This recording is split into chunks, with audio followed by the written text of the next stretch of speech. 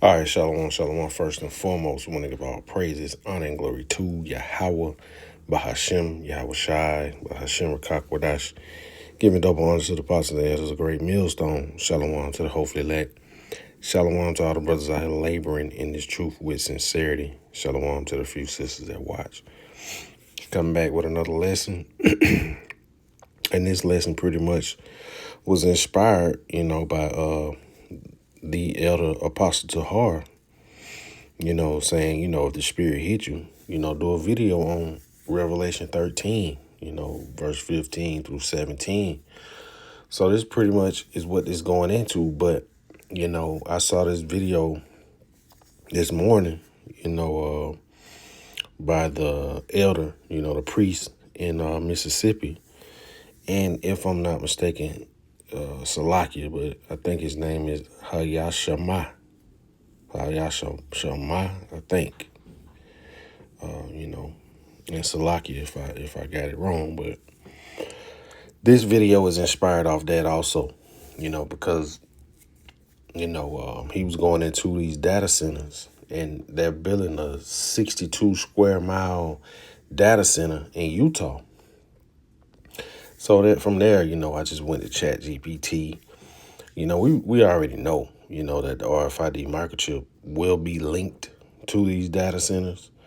But, I just typed it in Chat GPT just to get a overview of, how it could possibly go down. So without any further ado, matter of fact, let's go ahead and get the scripture, what the lesson is based off.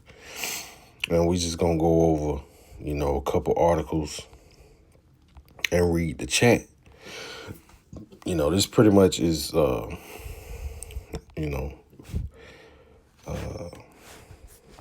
pretty much I ain't got nothing really lined up. I just wanted to go into this, this Revelation 13, 15 through 17 and get this article, and focus on that.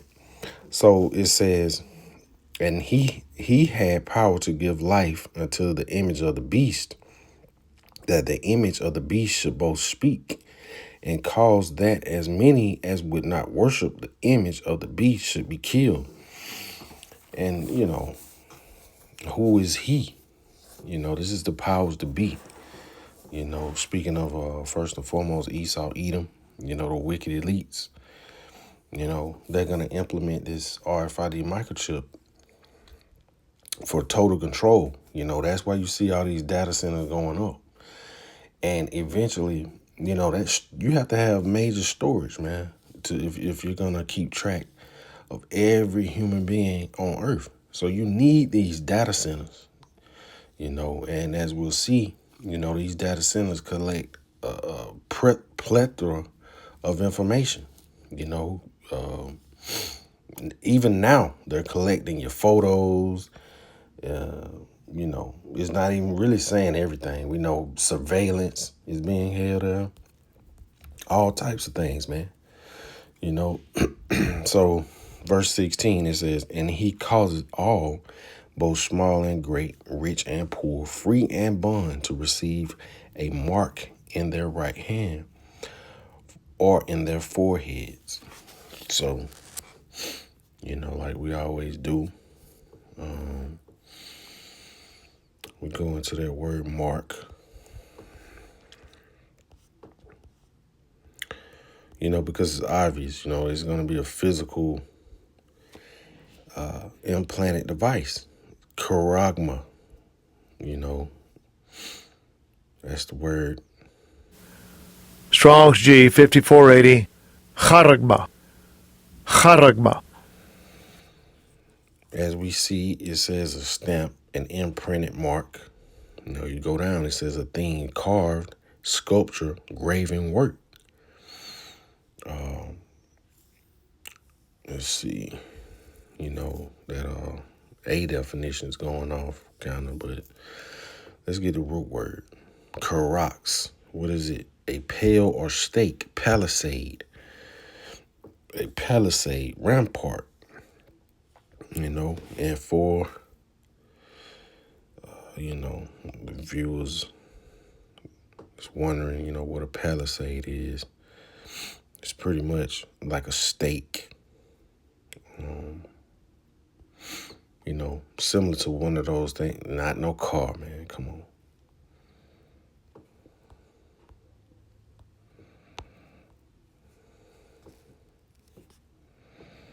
Salakia.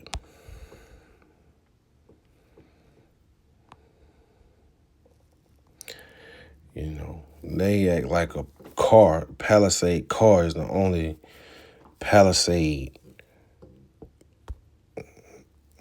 Where did the word originate from, man? These people, nobody, they don't want to educate people anymore, man. You got to search deep just to find, basic information these days. You look up Palisade and they come up with a car. Like, come on, man. The car is named after the actual palisade that came before it. All right, it says a palisade is a defense structure consisting of a fence or wall made from sharp wood stakes or tree trunks driven securely into the ground together. And if we can pull this picture up, you see the point. It looked like a needle, man. So it all comes together. It's not hard. It's not hard at all. It's not hard to understand. But if Yahweh Shem Shai has taken the understanding away from you, then we understand why it's hard for you to understand. So, we got a clear understanding on what, is being spoken of here when it's speaking of the mark. So, verse 17, it says, and that no man, and Apostle Hart put emphasis on this because Bishop Nate was saying that it was not necessarily a man, it was countries, and I'm not exactly sure, but countries and something he was saying, but it wasn't people is what he was saying. But verse 17 clearly states that, and that no man might buy or sell save he that had the mark, or the name of the beast, or the number of his name. So clearly it's speaking of individuals, people. Each individual upon the earth will be faced with this particular ultimatum, so to speak. So let's go, because this is the hour of temptation. So like your Revelation 3, chapter 10. It says, because thou hast kept the word of my patience, I will also keep thee from the hour of temptation, which shall come upon all the world to try them that dwell upon the earth. So, every individual person is going to be faced with this hour of temptation. This is what's going to separate the elect from the 2/3 that's slated for destruction here in Babylon the Great. So, let's go. Let's read it in the NLT. It says, because you obeyed my command to preserve, I will protect you from the great time of testing that will come upon the whole world to test those who belong to this world. And if you take that RFID microchip, mark of the beast, you belong to this world. You belong to the rulers of this world. Therefore, you're going to be destroyed, man. You're going to be destroyed because you're giving your soul over, to this man. So this is a lesson, that the elder priest did. And let's see if we can go into it a little bit. Then we'll go into the chat and we'll watch this particular article also. So let's see. All right, attempted New World Order. Okay. Important. We just had to limit how much data we could plow through because it just wasn't, even though we had all the data models and the databases and all this stuff, we didn't have the computing power that they have now. And so now with this computing power, they can plow through all this data, all this metadata that they're creating. And in order to be able to do that, they need to store it somewhere. That's what all these data centers are. And so they're putting these up everywhere because they need them. And so that's why the industry is like, well, we need it just for basic functioning. They're not thinking through, well, the capabilities that they actually have, right? So I'm looking at it from like all different perspectives. I consider myself a system thinker. So I like to look at all the things, create a structure of the way the world is, and then keep putting it in. What I love the most is something that changes my. Because we know, with the data that's going to be collected, you need large capability to collect all this data. Just think about all the data that, we personally use in a day, from watching your phone, your cameras at home, your cameras in the street. Now your car is going to be surveyed or surveillanced. So, they got to have somewhere to store this stuff, man. So this is, the elder brought this out. It's about this data center, 62 square mile data center in Utah.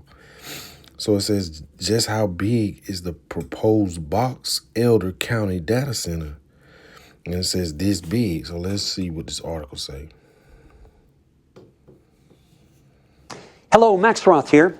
We show you a lot of maps and mock-ups of proposed projects because before something is built, it's nice to have some idea what we're talking about.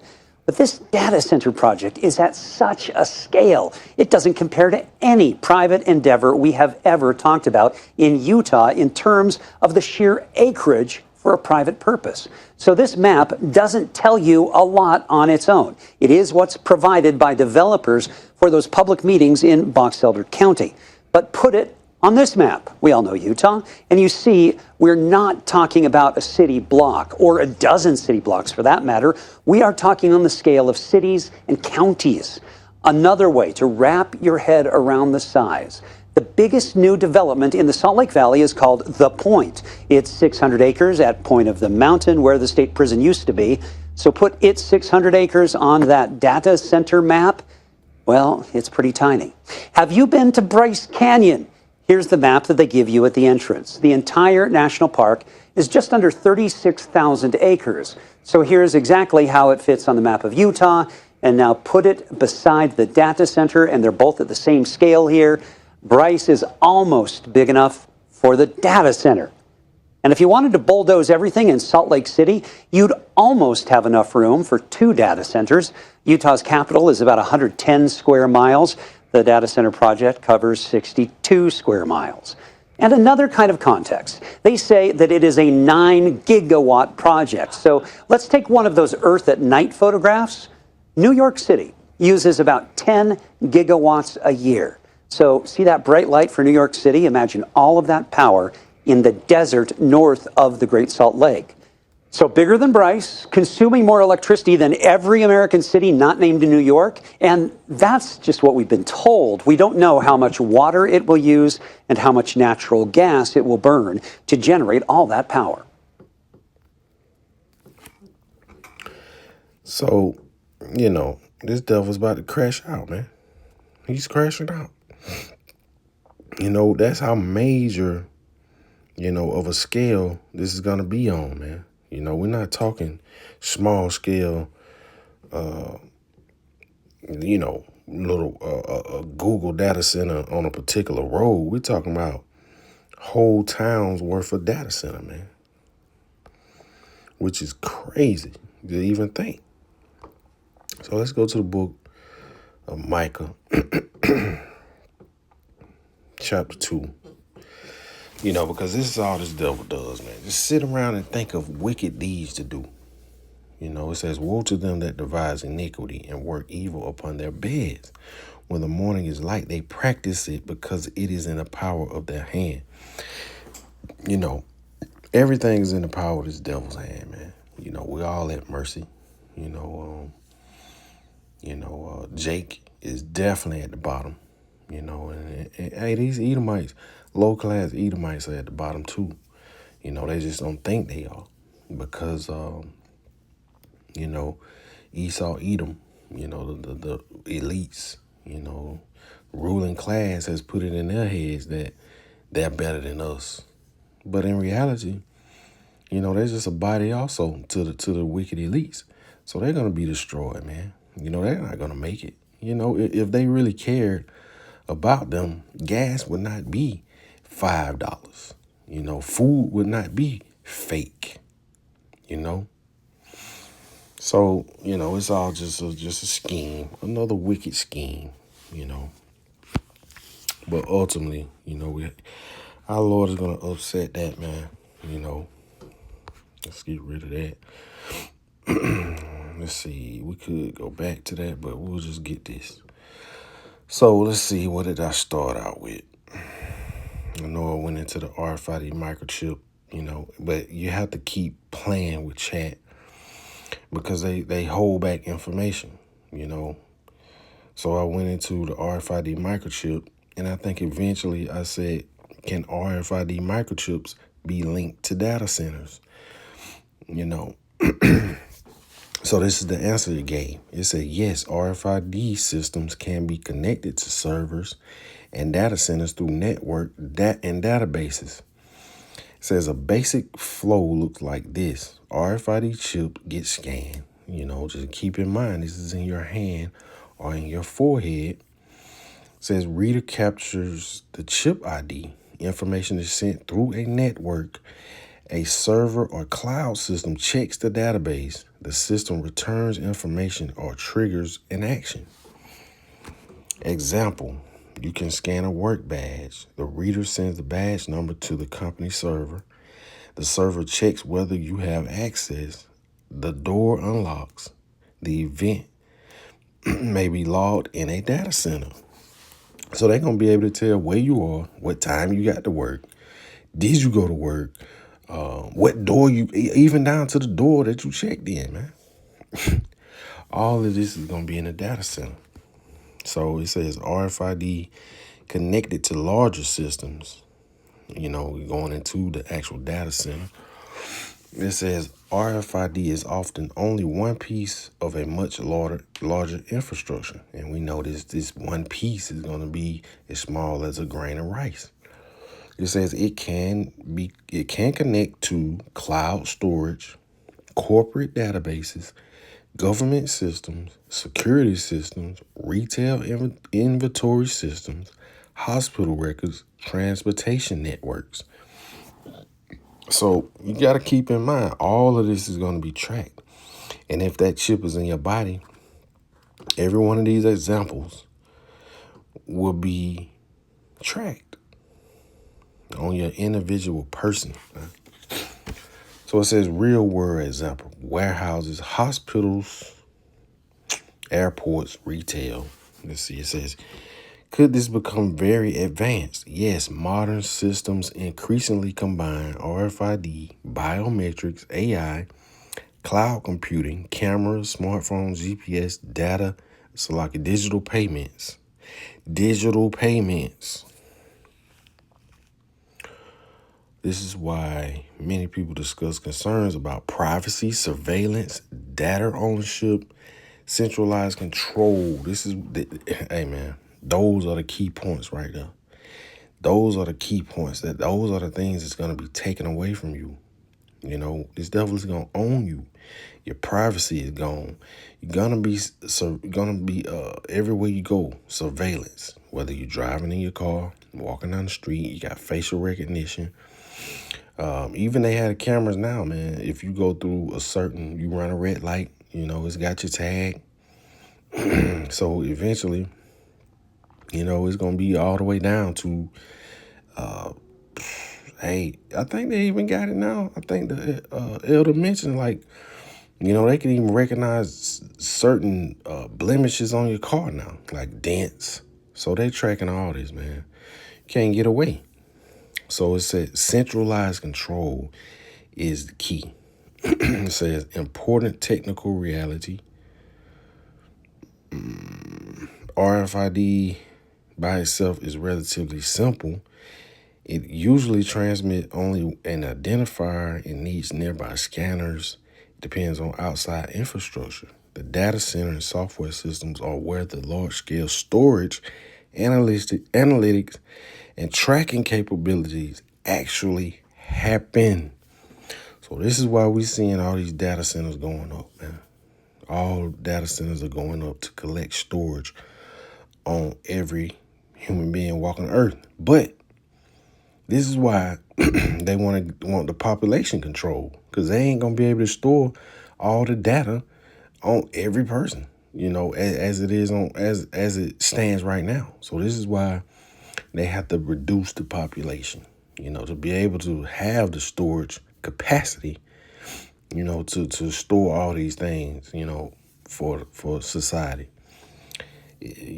So, Lord willing, this was edifying. I know it was quick, but, Lord willing, it was to the point and edifying, man. Even I learned something.